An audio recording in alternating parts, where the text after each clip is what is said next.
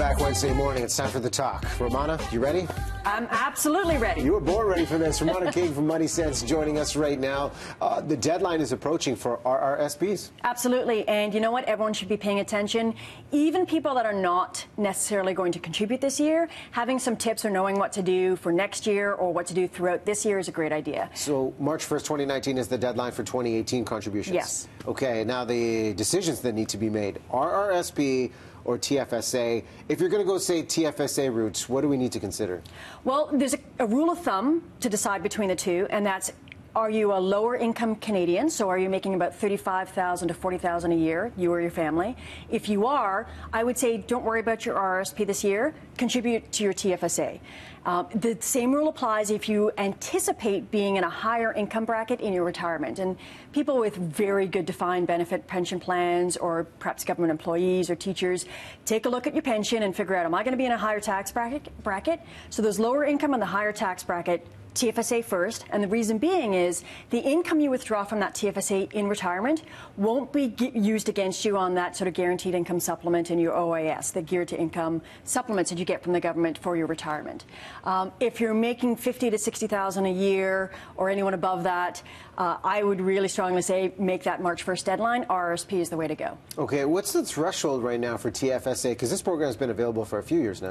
Yeah, I mean, it's been available since 2009, as long as you filed an income tax return and you're above the age of 18. The threshold now is $5,500 for 2019.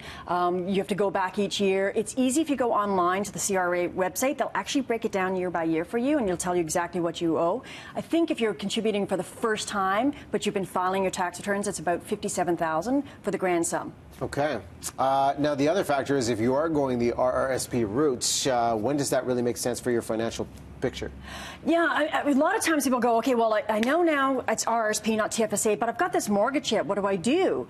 And there is, again, another rule of thumb. It used to be really easy mathematically to say, you know, my mortgage is 18% interest. My RRSP is only earning me 7%. I'm going to pay down my mortgage first. Well, it's not as easy anymore. It's more now. I mean, a GIC gives you 3.75%. A mortgage is 3.75%. It's, you know, apples to apples here. So a better way of looking at it now is, well, am I a saver or am I a spender? And you got to be honest. Like when you had your student loans and you paid them off, did you immediately take that money and then invest it into your RRSP, into your retirement savings?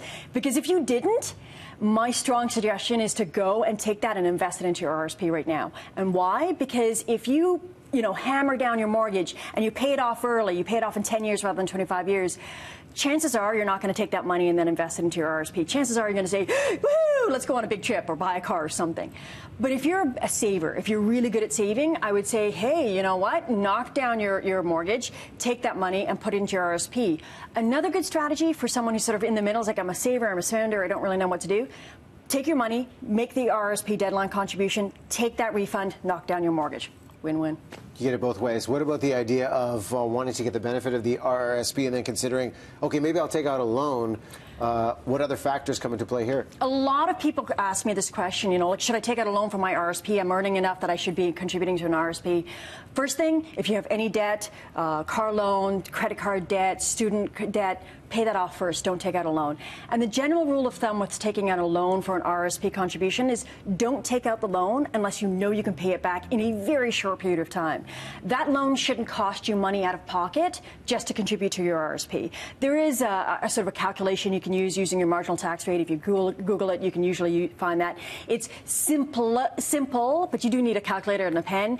And typically, if you're, got $5,000 to contribute in your own money to your RRSP, you're going to borrow about $2,500, which means your RRSP contribution this year would be about $7,500. You'd get $2,500 back in a refund, and you'd immediately pay off that loan.